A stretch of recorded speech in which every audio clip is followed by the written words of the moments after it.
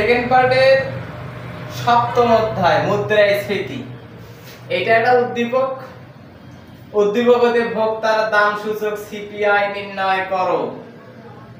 তাহলে কি করতে হবে? সিপিআই এর সূত্র কি? নাম্বার দিব, আমরা জানি লিখব। কি লিখবা? আমরা জানি ভোক্তার দাম সূচক সিপিআই সামেশন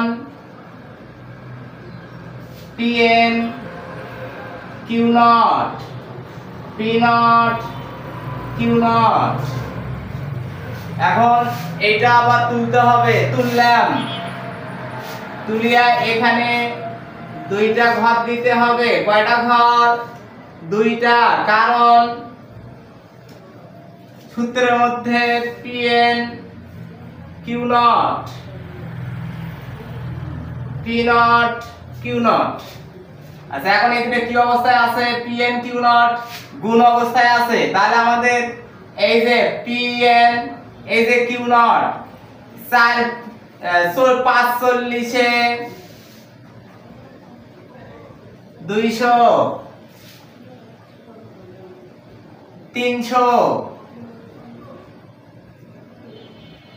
এখন আমাদের এই যে সূত্রের সামেশন আছে, সামেশন শব্দের অর্থ সমষ্টি। দুটো যোগ করতে হবে, এই দুটো যোগ করলে 500। এখন এটা কি অবস্থায় আছে? গুণ অবস্থায়। পি নট কিউ নট এই দুটো গুণ করতে হবে। গুণ করলে 100 150।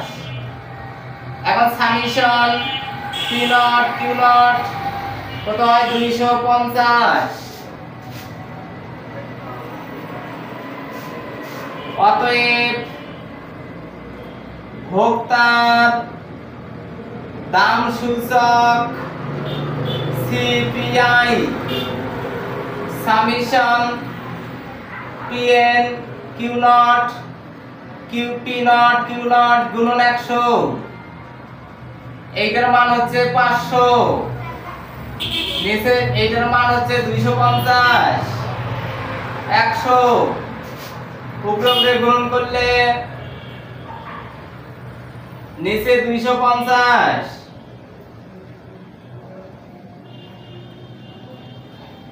এইটা ভাগ করলে 200।